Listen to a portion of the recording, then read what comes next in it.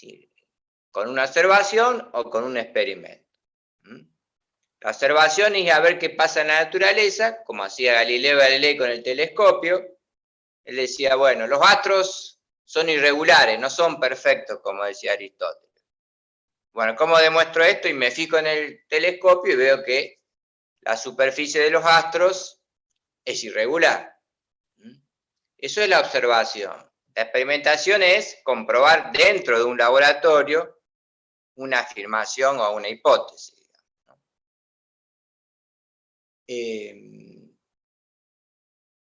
Bueno, esto, como vimos, le generó problemas con la iglesia. La iglesia tenía un pensamiento basado en autoridad, ¿no? Si los cardenales y el papa dicen una cosa, por el principio de autoridad, eso es cierto, digamos, no hace falta demostrar nada. Entonces, bueno, ese tipo de pensamiento religioso basado en la autoridad, bueno, se va a enfrentar con el pensamiento científico. Y bueno, ese enfrentamiento terminó ahí en la época de Galileo, todavía sigue actualmente.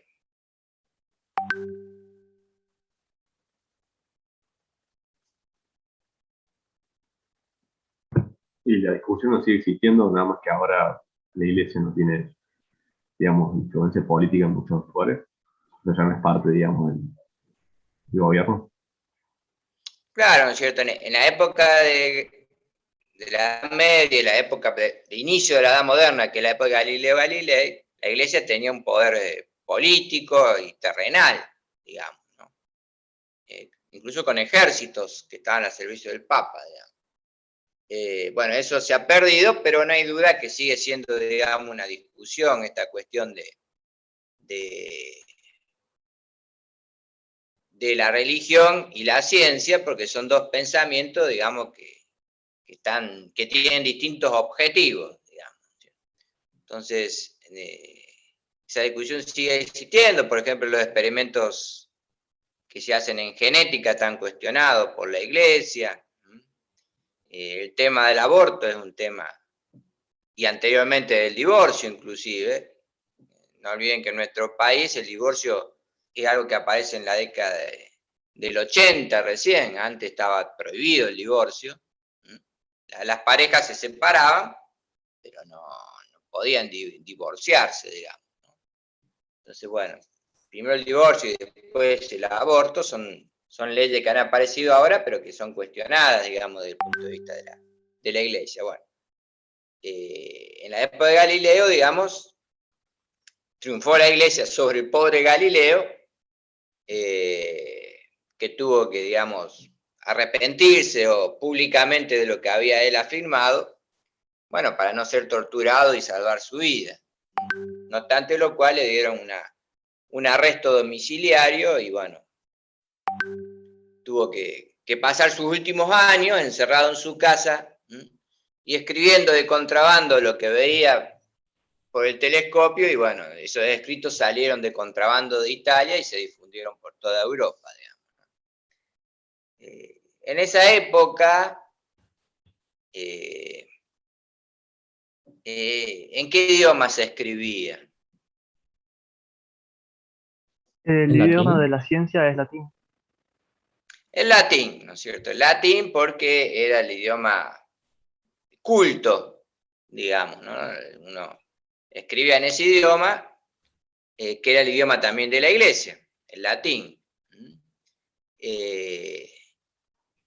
Eso tenía la ventaja de que, bueno, todo lo que escribía Galileo se podía leer en cualquier parte de Europa, porque todos los pensadores, los científicos, los literatos, los escritores conocían ese lenguaje que unía. No, le intenté ver hace 2 años y me aburrió. ¿Qué cosa le aburrió?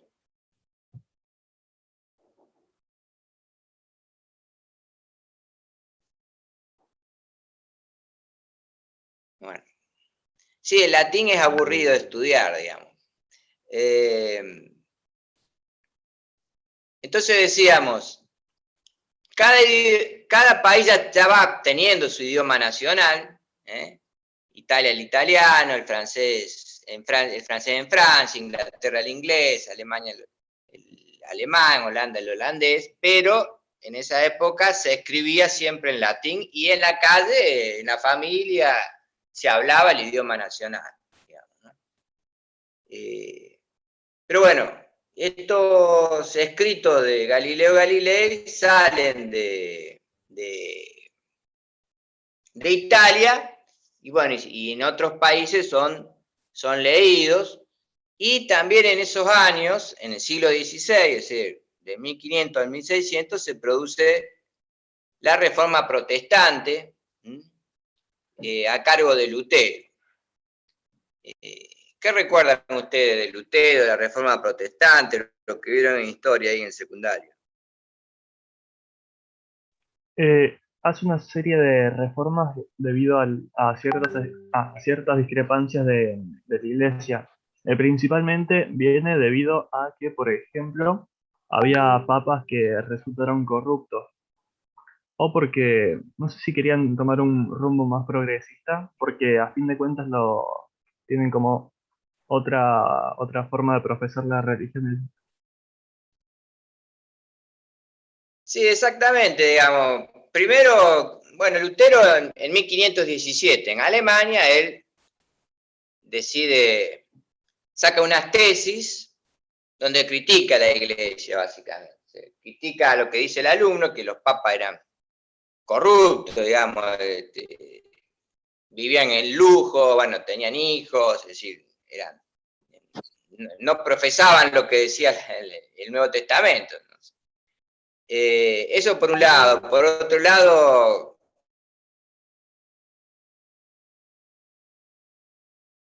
de las indulgencias, decía, bueno, los papas para poder construir el Vaticano vendían indulgencia. ¿Esto qué era? Bueno, ustedes pagaban y eso le garantizaba la salvación del alma, ¿no? Entonces ponían un dinero ahí, decía, era como comprarse un lote en el cielo, así decía, comprarse un terreno en el cielo, los ricos ponían un dinero, una moneda, como se dice ahora, eran varias monedas en realidad, y uno salvaba su alma. Bueno, eso molestó a Lutero, y de parte, y una tercera cuestión que es fundamental para lo que a nosotros nos interesa, en el campo del desarrollo de la ciencia, es que Lutero dice que la Biblia puede ser interpretada libremente, que cada uno puede leer la Biblia y sacar la conclusión que quisiera, que no dependía del Papa la interpretación de la Biblia.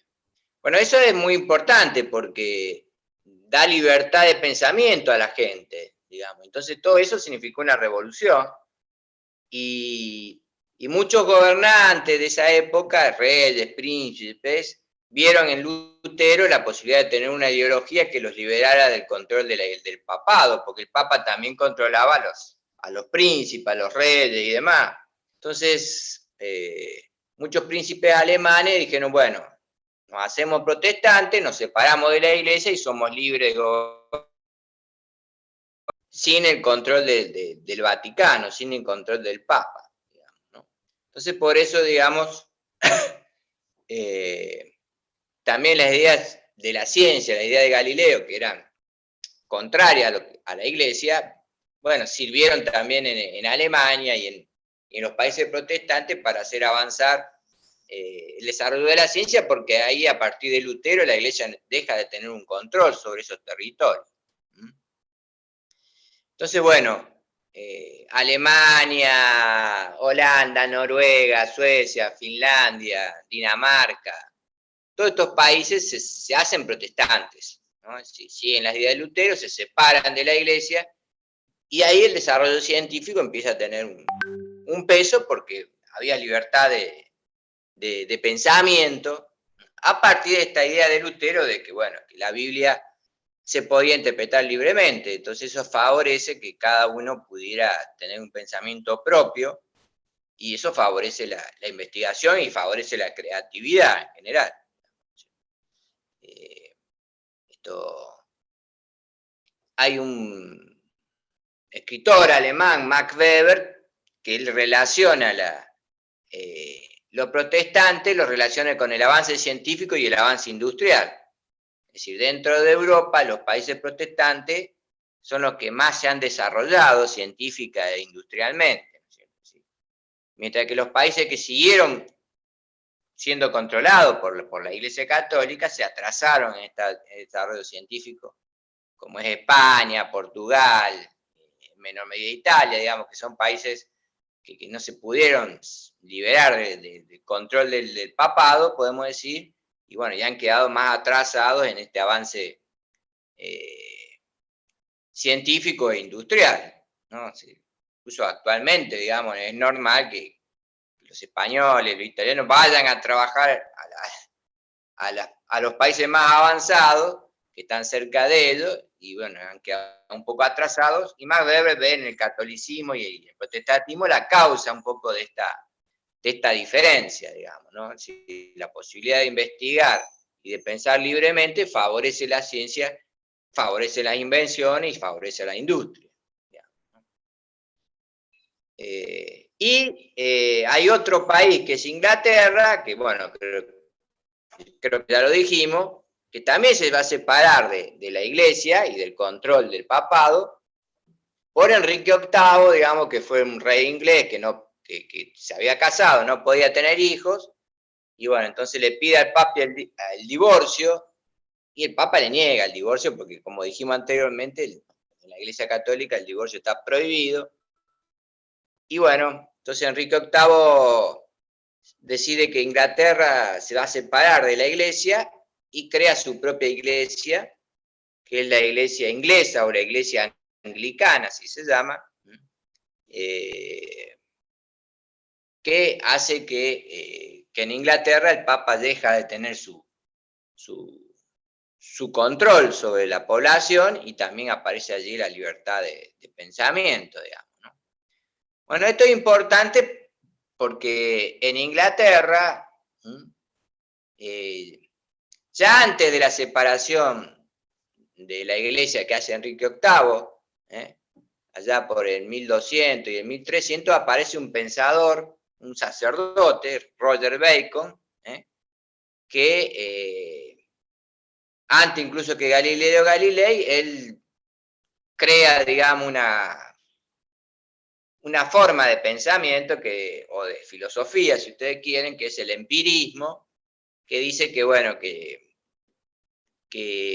todos nuestros pensamientos se crean a partir del contacto con la realidad, y que los conocimientos que tenemos nosotros los sacamos de la realidad, y por lo tanto cuando conocemos algo tenemos que demostrarlo a través de la realidad. Si bien él no hizo experimentos, podemos decir como sí los hizo Galileo Galilei, bueno, ya trae un pensamiento que dice que, bueno, que los conocimientos deberían demostrarse con lo que pasa en la realidad. El empirismo normalmente es una corriente filosófica creada por Roger Bacon en Inglaterra, y bueno, es un pensamiento que se enfrenta a lo que es el racionalismo, que dice que nuestros conocimientos vienen de nuestro cerebro, de nuestro pensamiento, no de la realidad, ¿sí? Porque si vinieran de la realidad, todos pensaríamos lo mismo sobre la realidad. Y la realidad cada uno la ve de una forma distinta. ¿Por qué? Y bueno, porque tenemos un cerebro, un pensamiento distinto al resto. Entonces, para el racionalismo,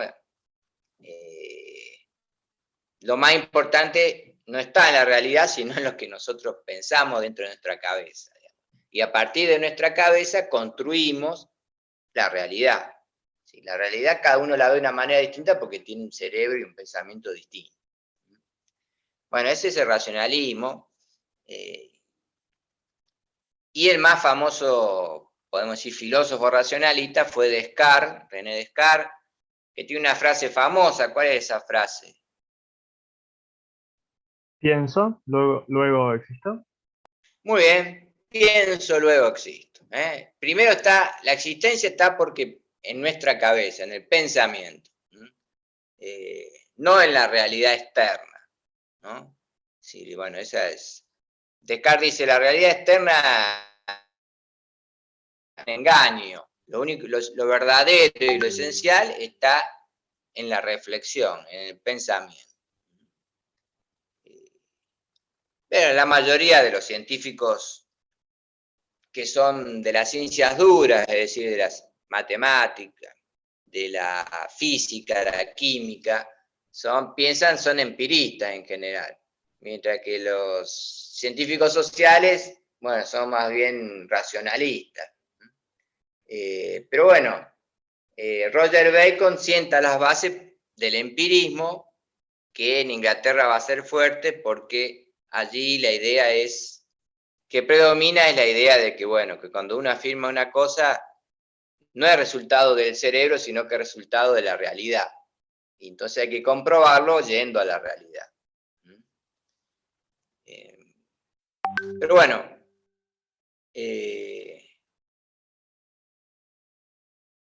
en relación con lo que decíamos de Enrique VIII, en esos tiempos aparece ya.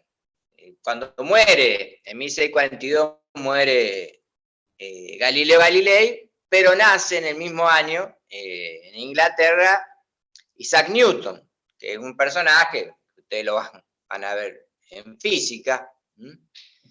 Y bueno, y tenemos acá con Isaac Newton el científico, digamos, más famoso o más prestigioso, podemos decir, de todos los científicos. Es el físico más prestigioso seguro. Después habría que ver si es el científico en general, o agrupando a todas las ciencias, si el más famoso de todos fue Newton o no. Pero bueno, sus descubrimientos son sumamente importantes, digamos, ¿no es cierto? Gracias a Newton tenemos la explicación de por qué se mueven los cuerpos de esa manera, que a través de la ley de gravitación. Tenemos la descomposición de la luz. Antes se pensaba que cuando un prisma descomponía los colores, la acción era del prisma y no de la luz. Ahora sabemos que esos colores unidos conforman la luz tal cual la vemos. Bueno, realizó también lo que es el cálculo. Todos los derivadas integrales que ustedes estudian son derivados de Newton. Aquí, ¿qué problemas tenemos con el origen del cálculo o el creador del cálculo? ¿Qué problema histórico hay? ¿O qué pelea o discusión?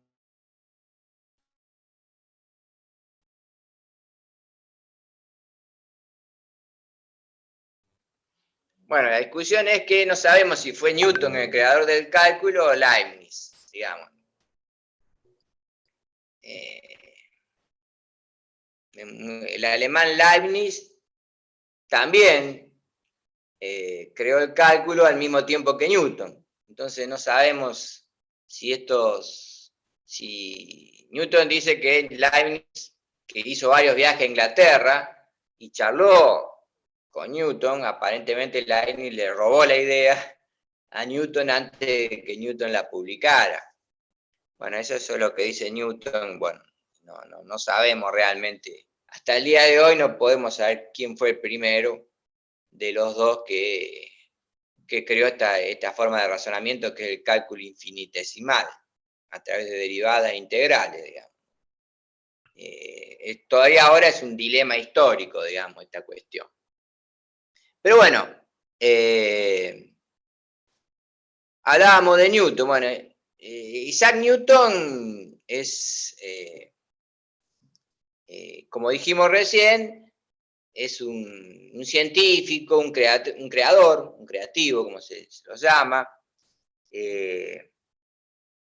La mayoría de los creativos, digamos, ha tenido una infancia dura, una infancia fuera de lo común, que hace que esa persona se transforme en una persona diferente, y como es diferente, ve cosas que el resto no ve, y entonces por eso aporta novedades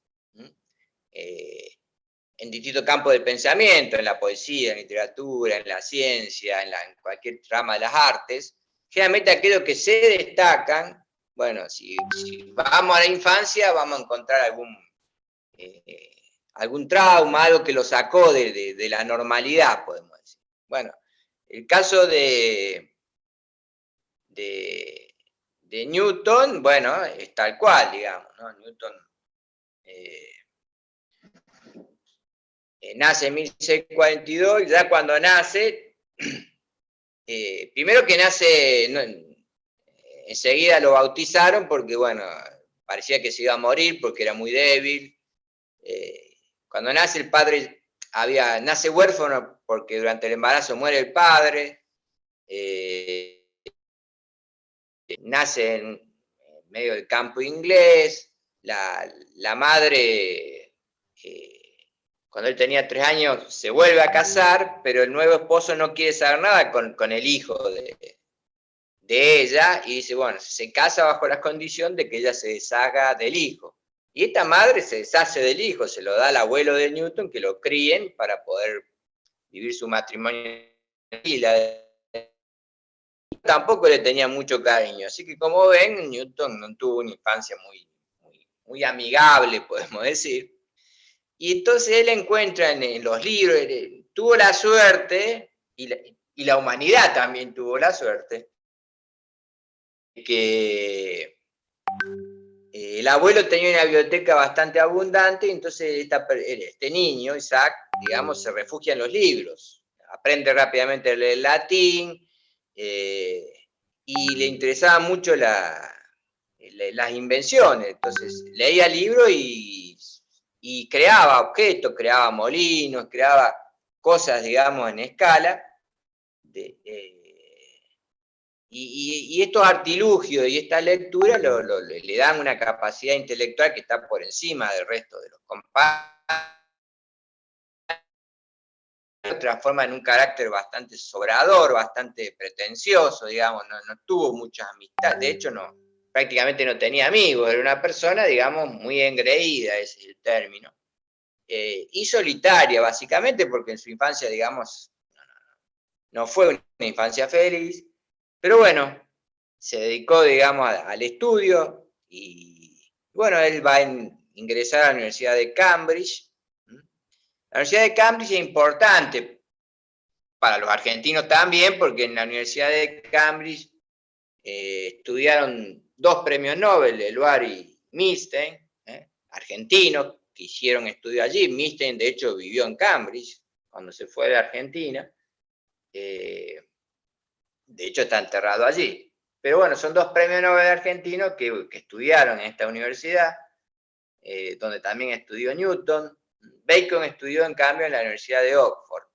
Oxford y Cambridge son las 2 universidades. ¿Me están escuchando ahí? ¿Alguna duda, pregunta?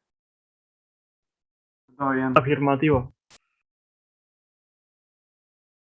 Cualquier duda, pregunta, me paran, así no se aburren tanto con el monólogo. Decíamos, Oxford y Cambridge son las universidades más antiguas de Inglaterra y están entre las más antiguas de Europa. La Universidad de Oxford, Cambridge, la de París, la de Salerno, la de Bolonia en Italia, esas 5 universidades son las más viejas de Europa. Y Oxford y Cambridge son las más prestigiosas de Europa en general.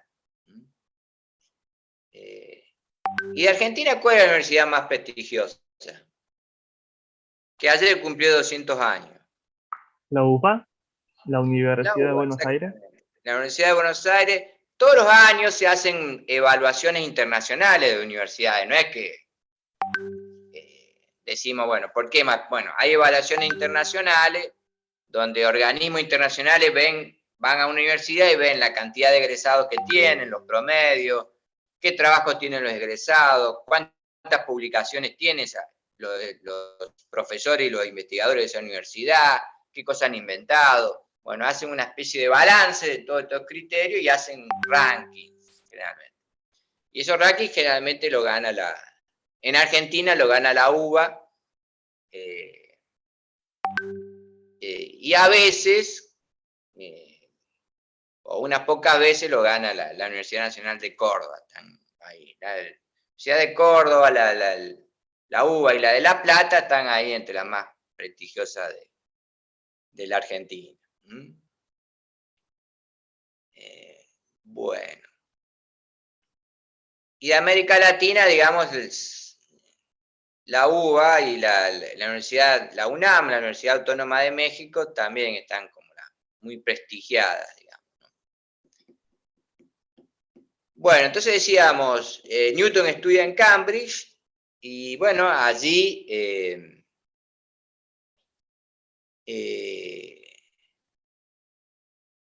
prefería estudiar en la biblioteca más que ir a escuchar a las clases, ¿no? Bueno, esa era su forma de aprendizaje. Y en 1665 y 1666, en Londres, que está ahí dentro de Cambridge, está ahí, en Londres, se produce, digamos, una peste, una epidemia. Como ven, la historia siempre se repite, así como nosotros tenemos una epidemia y ustedes no pueden ir a la universidad ahora. Bueno, en 1665 y 1666 en Londres se cierra la Universidad de Cambridge por una peste, una epidemia que es la peste bubónica, digamos, que cada tanto asolaba Europa.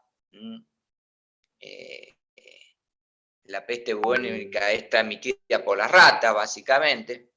La peste negra también fue peste bubónica, que fue la peste más famosa que hubo. Pero bueno, esta peste abarcó Londres solamente, entonces se cerró la universidad y bueno, Newton se va a su casa, aislado. Y bueno, en esos años produce la mayoría de sus teorías, digamos, ¿no?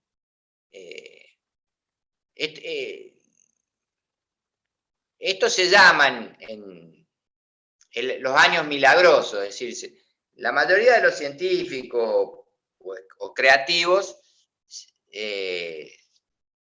producen sus obras en un corto periodo de tiempo, y generalmente 1 año o 2 años, y esto se lo llama el año o los años milagrosos.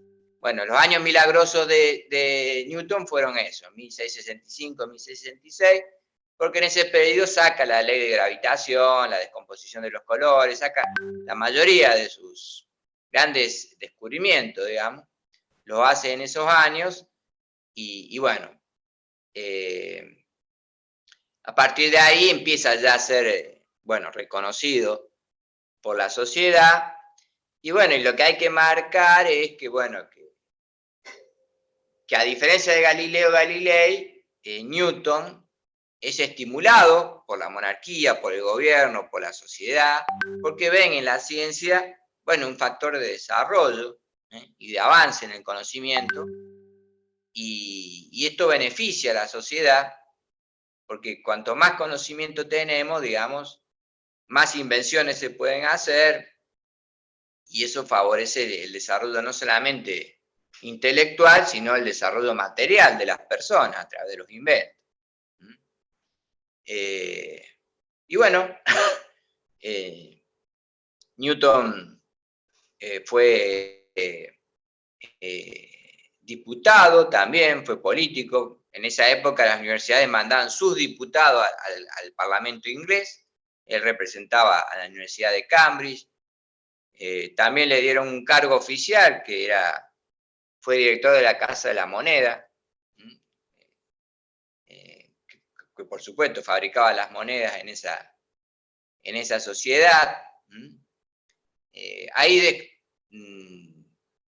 se destacó por su crueldad, digamos, porque a los falsificadores los mandaba a la horca directamente, si los condenaba a muerte, digamos, sin ningún miramiento, podemos decir así. Bueno, y ya en 1704, ya en sus últimos años, él muere en 1727, la reina de Inglaterra le da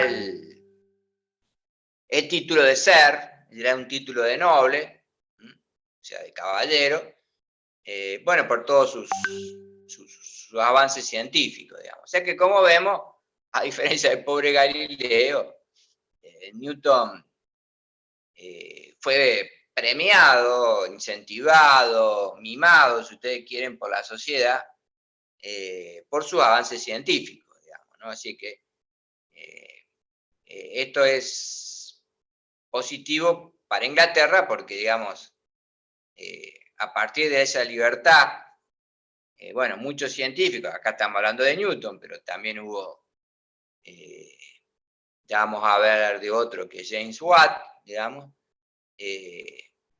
cuando un científico desarrolla sus investigaciones, crea un montón de otros científicos que son sus alumnos y eso genera muchos avances y una tradición científica. Entonces un científico en realidad nunca está solo, está acompañado de un sistema.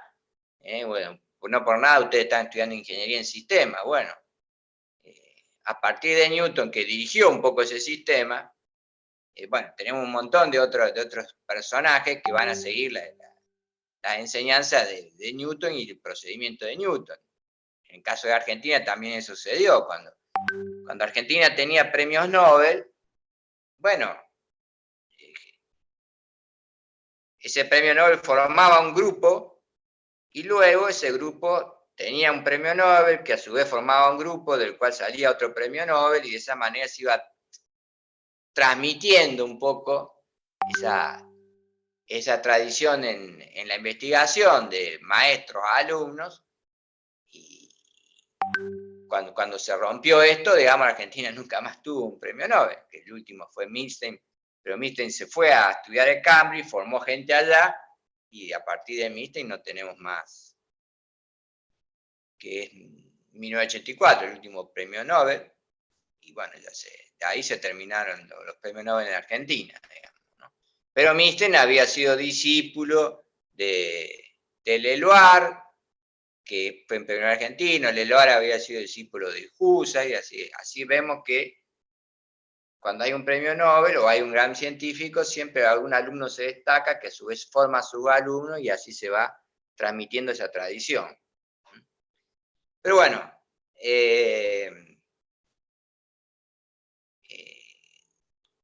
a partir de Newton tenemos, digamos, esa importancia, digamos, que se va desarrollando en el método experimental, en la investigación. Y después tenemos que hablar de otro inglés, en este caso más bien un escocés, que estuvo en Londres trabajando, que es James Watt, que es, digamos, el inventor o el científico que inventó, que patentó, mejor dicho, lo que es la máquina a vapor, digamos, ¿no? Que es el motor que generó la primera revolución industrial. Entonces, bueno, acá tenemos un poco la relación entre la tecnología y la industria. Si la tecnología necesita de la ciencia para desarrollar un objeto o un proceso o una organización.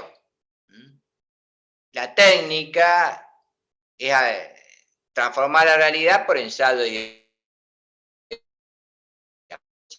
podemos decir que son sinónimos, pero bueno, existe esa pequeña diferencia. Una técnica es algo que funciona en la realidad, pero de la cual yo desconozco cuál es su base científica. Y mientras que la tecnología yo tengo la base científica para transformar la realidad. Entonces, bueno, es un poco la diferencia entre técnica y tecnología. La revolución industrial es una de las revoluciones que hubo tecnológicas o técnicas, si lo ponemos como sinónimo, que hubo en la historia de la humanidad. Sí, la primera de estas revoluciones, podemos decir, se considera a lo que fue la revolución neolítica, allá hace unos 10, 12 mil años atrás, Eso lo vieron en primer año de secundario. ¿Cuál es la diferencia entre el paleolítico y el neolítico? ¿No era la ¿La invención de piedra? la escritura? ¿Cómo? ¿La invención de la escritura? ¿Puede ser? La invención de la escritura separa la prehistoria de la historia. ¿Sí? Ah, entonces casi. Casi. Pero la prehistoria se divide en dos periodos, el paleolítico y el neolítico. ¿Y cuál es la diferencia entre los dos?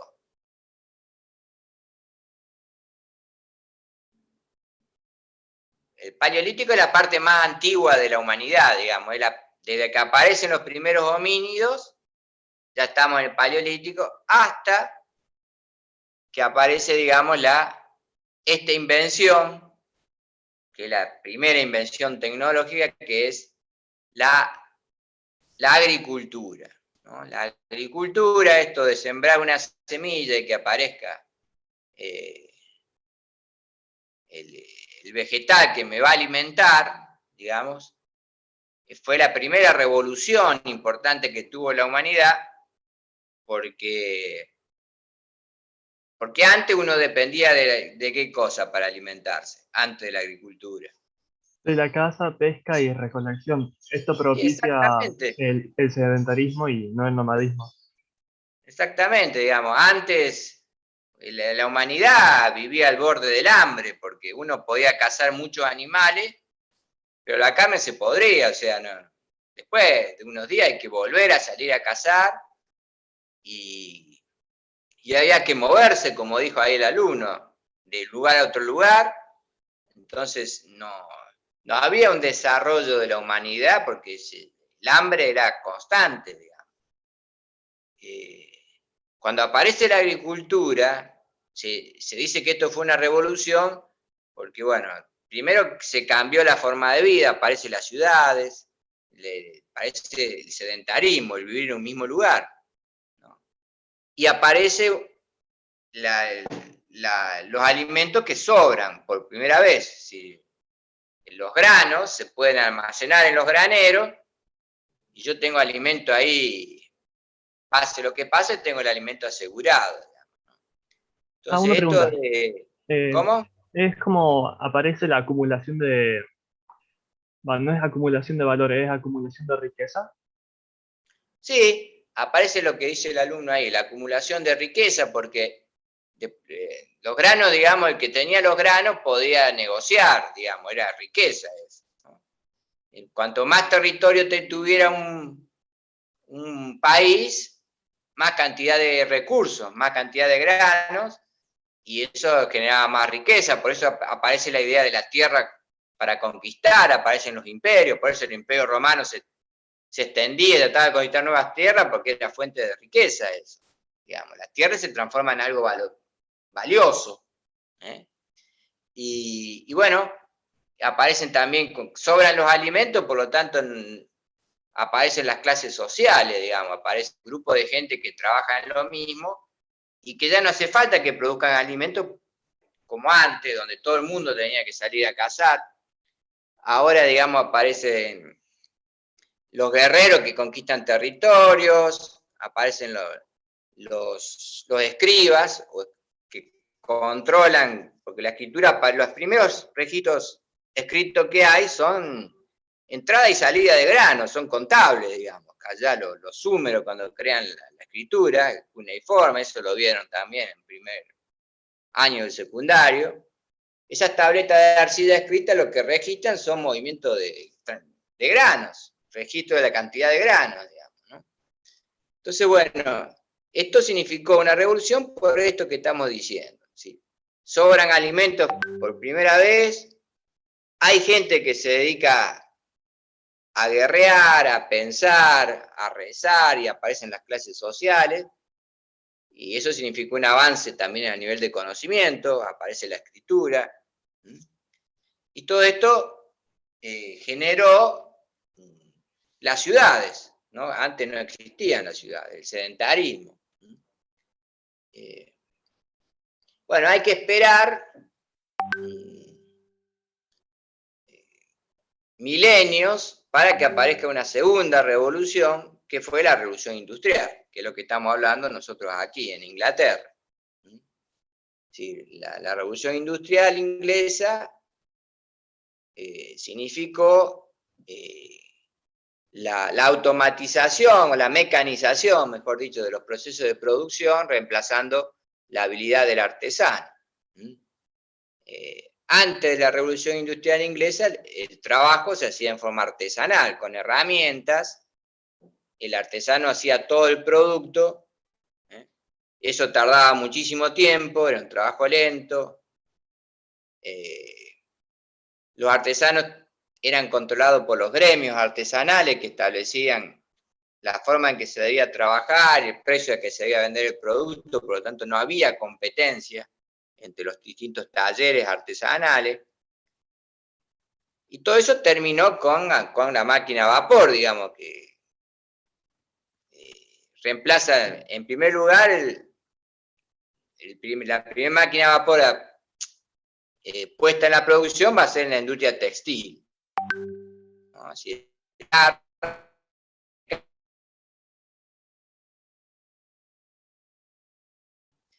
Bueno, la máquina a vapor, muchos dicen fue inventada por James Watt. En realidad, bueno, en la mayoría, como dijimos, creo que la clase pasada, los inventos no aparecen de la nada, siempre hay algo anterior. Bueno, James Watt era digamos, un arreglador de maquinaria, podemos decir, que es contratado por la Universidad de Glasgow en Escocia. Glasgow es la capital de Escocia, y ahí en la universidad lo ponen a arreglar máquinas que se venían haciendo.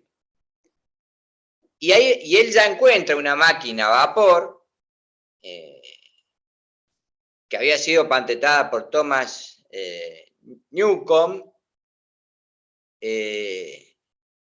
pero era una máquina muy simple, digamos, que servía para sacar agua de los yacimientos mineros. Esta máquina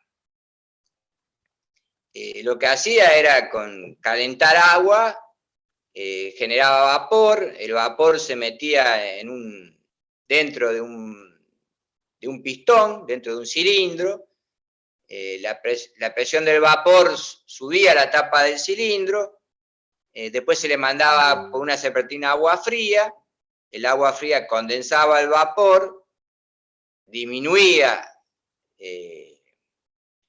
al condensarse el vapor ocupa menos espacio y producía el vacío. El vacío hacía bajar la tapa del cilindro y eso generaba un movimiento de subir y bajar, y ese movimiento del pistón se usaba para bombear agua y sacar agua de los yacimientos mineros. Newcomb había patentado su máquina, pero ya se había vencido. Las patentes duran 10, 15 años, depende de lo que se patente. Lo que más duran son las canciones, los libros, y las cuestiones, y los que menos duran son los remedios. ¿Y por qué será que las patentes y los remedios duran menos que otras patentes?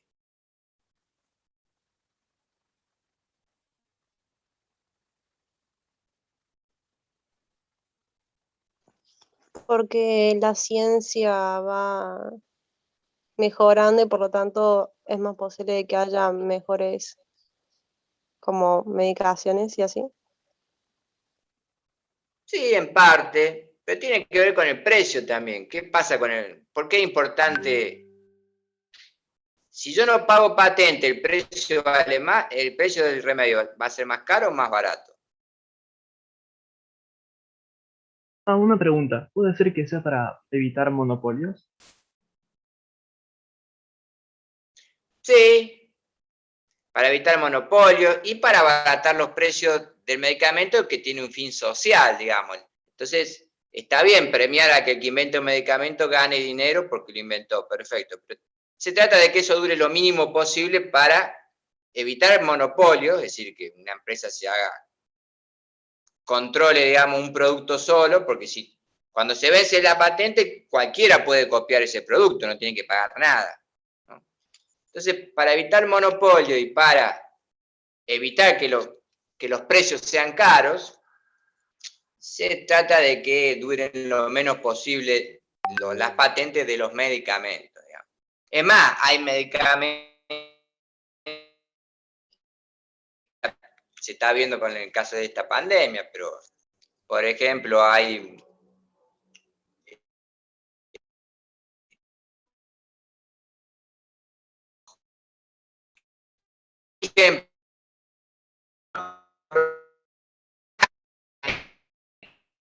célula antitumoral que se llama anticuerpos monoclonales, y él, bueno, él había donado todos, quería no patentar ese invento para que, bueno, para que ese remedio fuera lo más barato posible y fuera accesible a mayor cantidad de gente. Entonces, bueno, ese es un poco el tema de las patentes y los remedios, digamos, ¿no? Pero bueno, en el caso, volviendo al tema de las máquinas a vapor, decíamos, James Watt lo que hace es modificar y mejorar una máquina que ya existía. Newcomen, en realidad, lo que hace con su máquina a vapor es mejorar la de Savery. Savery había inventado una máquina a vapor que es mejorada por Newcomen. A su vez, la de Newcomen es mejorada por James Watt. Y bueno, y finalmente la máquina de vapor de James Watt se va a aplicar en la producción, en las fábricas, porque tiene un condensador que la hace mucho más manejable y más segura que las máquinas anteriores. Pero quién inventó la máquina de vapor realmente no sabemos, porque hay un montón de máquinas de vapor dando vuelta antes de James Watt. Lo que hace Watt es meterle un condensador, hacerla práctica, hacerla útil, hacerla cómoda, hacerla más segura. Y eso hace que esa máquina, la de James, es la que finalmente entra en la historia de la revolución industrial y es la que se va a aplicar en las fábricas, que van a reemplazar a los talleres. En los talleres trabajaba el artesano con su habilidad y su herramienta, y en la fábrica aparecen estas máquinas que hacen el trabajo y que el obrero lo único que hace es meterle el insumo y sacar el producto ya elaborado. Pero todo el esfuerzo lo hace la máquina, en este caso la máquina a vapor. Y bueno, y esto hace que Inglaterra sea una potencia económica gracias a este invento, podemos decir, y esta libertad de ideas que permite ir inventando cosas nuevas que favorecen la rapidez en la producción. Estos se inicia en Inglaterra hace 250 años atrás, ya por 1780. En 1769 es cuando James Watt patenta su máquina. Esa máquina, la patente duró hasta 1800. Y a partir de 1800 cualquiera podía copiar esta máquina sin pagar ningún derecho. Entonces la industria se empieza a expandir a otros países que empiezan a ver que la riqueza de las naciones ya no es más, como dijimos al principio, la tierra. Con la agricultura lo importante era tener mucha tierra para tener más cantidad de grano. A partir de la revolución industrial lo que importa es el conocimiento y la industria. Es la nueva fuente de la riqueza de los países. Bueno, actualmente los países con mayor desarrollo científico son los países que tienen una mejor industria y son los países más desarrollados, digamos, ¿no? Entonces, a partir de Inglaterra tenemos este proceso económico que todavía vivimos, y esta fue la primera revolución industrial. Después hubo otras revoluciones industriales. La segunda revolución industrial fue básicamente en Estados Unidos, que es el desarrollo de una forma de trabajo de los empleados que se llamó el taylorismo-fordismo, que significa que el trabajador se automatice en lo que hace, no piense en lo que hace, y entonces tiene más rapidez en la producción. La tercera revolución industrial fue la aparición del chips y de las computadoras, digamos, que automatizan en parte los procesos de producción y bueno, y la cuarta revolución industrial o industria 4.0 que se vive actualmente significa, digamos, la ventaja del Internet, Internet de las cosas y todas estas cuestiones que hacen que a través de las redes podamos producir y negociar, y eso elimina en parte los tiempos muertos que había anteriormente. O sea que, como vemos, este proceso de rapidez que se inicia con la máquina a vapor continúa actualmente. Producir más rápido en menos tiempo significa menores costos, significa precio más barato, y si una mercadería es más barata, ¿qué pasa con su consumo? Digamos? Se expande.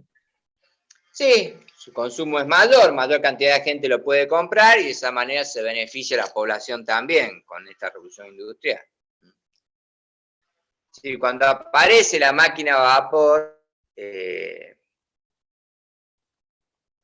fue muy cuestionada, sobre todo por los obreros, por los trabajadores, digamos, ¿no? En esa época en Inglaterra, al principio de desarrollo, principio del siglo XIX, cuando se desarrolla todo esto de la cuestión del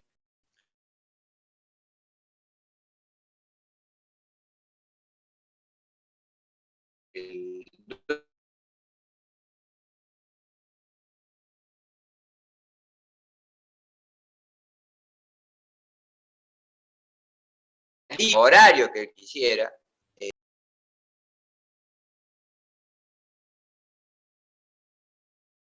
lo molesta, digamos, que es el libro que explica esta cuestión de la explotación de los obreros a través de los capitalistas. Bueno, Marx saca toda su teoría viendo cómo sufrían los obreros ingleses, y su teoría es el comunismo, el Manifiesto Comunista, es otro libro de Karl Marx, donde él propone, él dice, la máquina es buena para el ser humano, para la humanidad.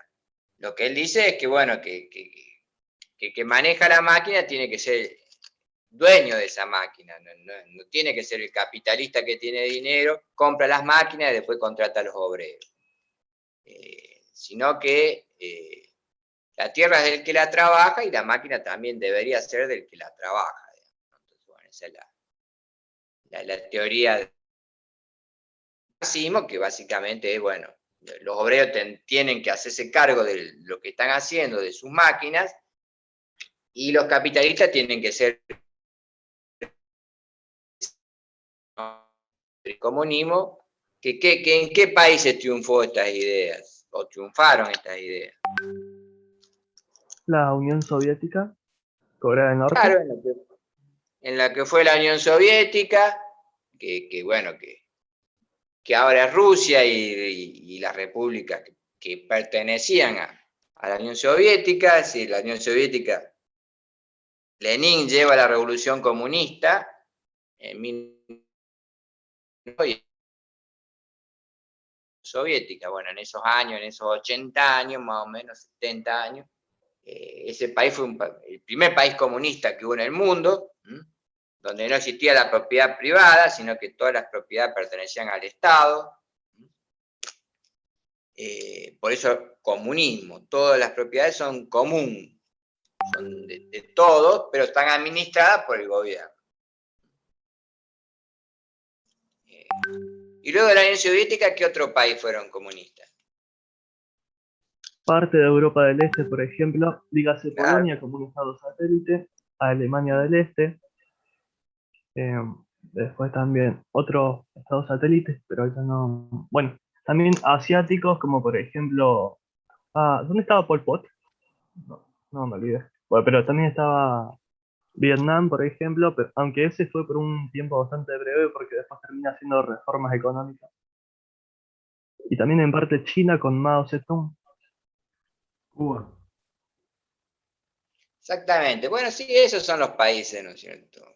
El Pol Pot estaba en Camboya, Vietnam, Laos fueron países comunistas también, después fueron reformados. China también fue un país comunista, pero ahora tiene reformas importantes. Sigue siendo comunista más o menos, pero la propiedad privada se reconoce, pero el gobierno sigue siendo monopolizado por el Partido Comunista Chino, digamos, ¿no? A pesar de que se admiten empresas privadas, digamos, el gobierno sigue siendo únicamente a cargo del Partido Comunista, digamos, ¿no? Cuba sigue siendo un país comunista. ¿Qué argentino famoso participó en Cuba para hacer la revolución allí? El Che Guevara. Bueno, el Che Guevara, ¿no es cierto?, es el argentino que participó allí, ¿eh? Pero salvo esos países, y Corea del Norte sigue siendo un país sí, totalmente comunista, digamos, donde no hay propiedad privada, no hay libertad de pensamiento, todo está monopolizado por el Estado, digamos. Pero bueno, el resto de los países, digamos, sigue, digamos, dentro de lo que es la idea tradicional de capitalismo, donde la propiedad privada es reconocida y existe la libertad de pensamiento, digamos. Pero bueno, en Inglaterra es donde nacen estas ideas, a partir del marxismo, que viene de, su nombre se origina por Karl Marx, que fue ese alemán que creó esta teoría comunista en esos años dentro de lo que era Inglaterra.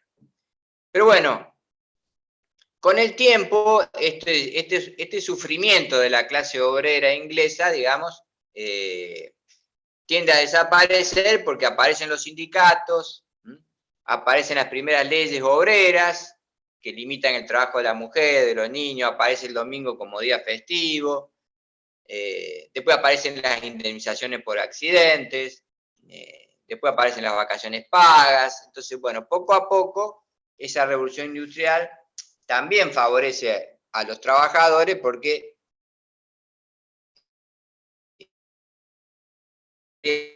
después porque aparece una legislación que favorece la defensa de los trabajadores, y bueno, entonces allí, digamos, las ideas comunistas dejan de tener fuerza porque, bueno, el mismo capitalismo empieza a dar beneficios a los empleados, que hace que, bueno, prefieran el sistema, digamos, liberal capitalista a hacer la revolución y hacerse cargo de las máquinas y todo lo que propugnaba el comunismo, digamos. Si bien Marx escribe sobre Inglaterra, sus ideas en Inglaterra no van a tener éxito ni en los países más avanzados, sino en los países más pobres, donde ahí sí el sufrimiento es mayor, las ideas marxistas van a tener mucha más fuerza, y bueno, esos países, algunos han llegado a ser países comunistas. Hay una cosa que una vez escuché sobre este señor, que dice que, a ver, según los postulados que tiene, una revolución obrera sería mucho más factible en un país industrial, dijérase un país europeo. Pero Sí. la predicción sale totalmente opuesta y terminan siendo comunistas países que estaban totalmente desindustrializados y con crisis económicas. Sí, porque para Marx el obrero era el mejor sujeto revolucionario porque en la industria hay que cumplir horarios, hay que estar organizado, disciplinado para poder trabajar, digamos. Entonces, para él el obrero era el sujeto que iba a hacer la revolución comunista. Pero, como dice usted, digamos, más bien fueron los campesinos, que eran más pobres que los obreros, y sufrían más, y bueno, esos fueron sujetos revolucionarios en muchos países. En China, por ejemplo, la revolución la hicieron los campesinos, que sufrían hambrunas y eran explotados, y ellos fueron los que, digamos, hicieron la revolución. En parte en la Unión Soviética también fueron obreros y campesinos, digamos. Entonces el campesinado fue más revolucionario al final que los obreros, y por eso, digamos, la revolución triunfó en esos países más pobres que en los países más ricos, digamos, donde el obrero empezó a obtener muchos beneficios de su trabajo, y entonces ya con esos beneficios dejaba de ser una persona que quisiera arriesgar su vida para tomar el gobierno y hacer un nuevo tipo de sociedad. Porque la sociedad capitalista empezó a tener ciertos beneficios, bueno, que que hicieron que no pensara en la revolución, digamos. Uno piensa en la revolución cuando está desesperado, porque la revolución, ¿qué significa? Y es un cambio de estructura violento, hay que tomar las armas, enfrentarse, arriesgarse. Entonces, cuando uno con bienestar económico no está pensando en esos remedios tan radicales, podemos decir. Pero cuando uno sufre, tiene hambre, la familia, los niños no se alimentan bien, no hay libertad, no hay posibilidad de progreso, entonces quedan dos soluciones: o se hace la revolución, o qué otra solución puede haber.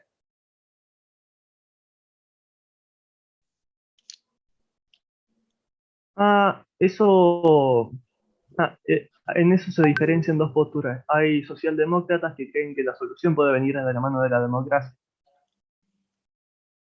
Sí, claro, de la mano de la democracia. Pero ¿de dónde venimos gran parte de los argentinos? Según nuestro presidente. De Europa. De Europa, bueno, porque la situación era desesperada, uno emigra generalmente, ¿no? Cuando la situación es desesperada, si ustedes ven en Europa hay muchos africanos, bueno, esos africanos en sus países de origen no tienen muchas posibilidades de desarrollo y de bienestar. Entonces, bueno, si uno no hace la revolución para cambiar esa situación, la otra solución es emigrar, ¿no? La población mundial está emigrando constantemente, no es estática, digamos, ¿cierto? Muchos de ustedes tendrán algún pariente, algún amigo que se ha ido a Europa o que se está por ir, digamos. Nosotros, nuestros bisabuelos habrán venido de Europa. Si van a comprar en su mercado, vendrán muchos chinos. Es decir, constantemente nos estamos moviendo.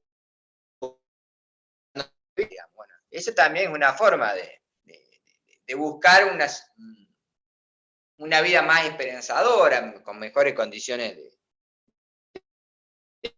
salud, de higiene o de bienestar. No solamente emigra la gente pobre y desesperada, muchos científicos emigran. En la Argentina es famoso, bueno, más adelante lo vamos a ver, pero lo que se llama fuga de cerebros, creo que hablamos un poco la clase pasada, ¿no es cierto? Es decir, ustedes que estudian ingeniería, en el 66 la policía tomó la Facultad de Ingeniería de la UBA, pues emigraron a los condiciones dignas de trabajo, muchos científicos se van del país.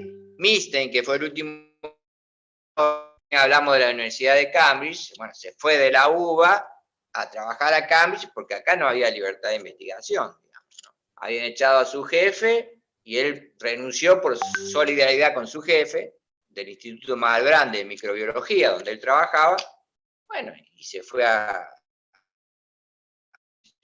Normalmente un científico es muy bien recibido en otros países, porque, digamos, es gente que va a contribuir al desarrollo del conocimiento. Entonces, o sea, no es un buen negocio para un país formar un científico y después que ese científico se va a trabajar a otro lado, digamos, ¿no? Es decir, un universitario en Argentina cuesta alrededor de 10.000 pesos al Estado, digamos.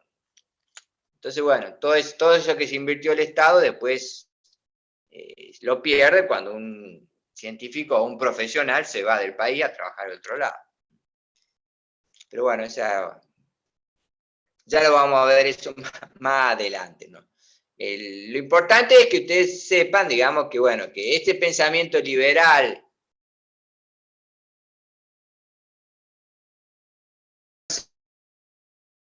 a la gente que investigaba, bueno, hizo posible Newton, hizo posible James Watt, hizo posible la revolución industrial, que hizo de Inglaterra el primer país poderoso gracias a su industria y su conocimiento, por más que no tuviera recursos naturales, digamos. Inglaterra es una isla que no tiene extensiones de terreno, no tiene oro ni plata en su yacimiento, no tiene riquezas naturales así importantes. Sí, su conocimiento y su industria, y con eso invadió, al ser productos más baratos, porque eran producidos en masa, bueno, invadió los mercados de todo el mundo, y desarrolló su tecnología por todo el mundo.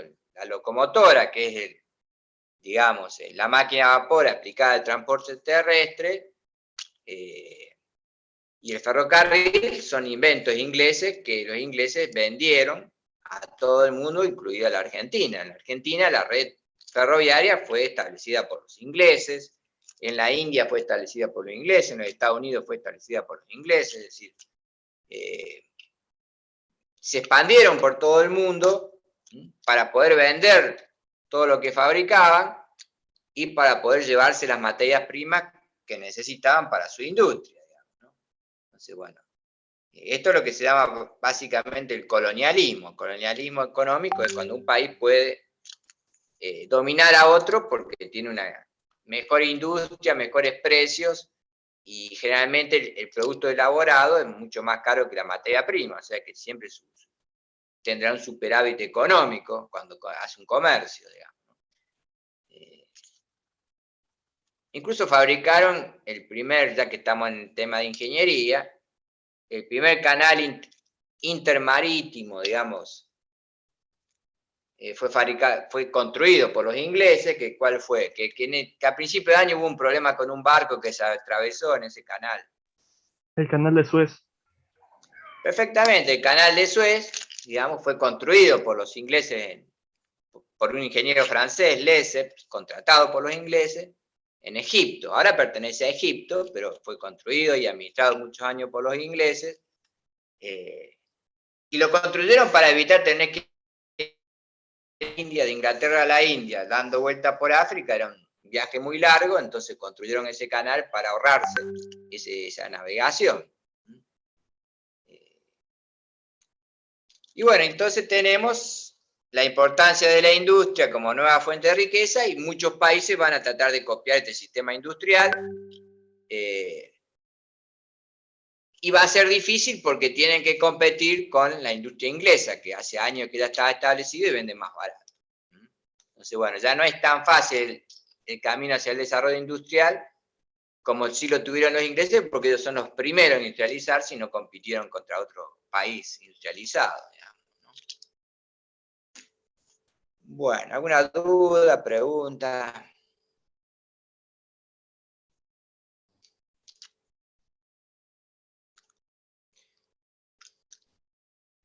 No.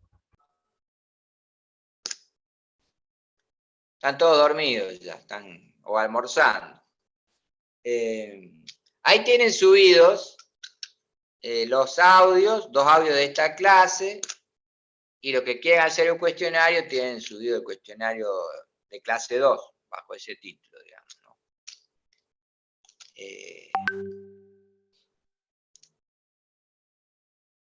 Si no tienen dudas, preguntas y demás, bueno, entonces por hoy dejaríamos aquí y nos veríamos el martes que viene.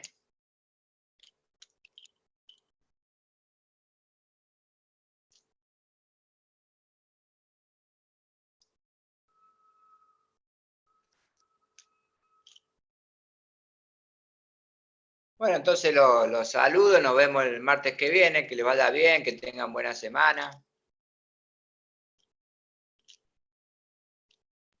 Chao, profe.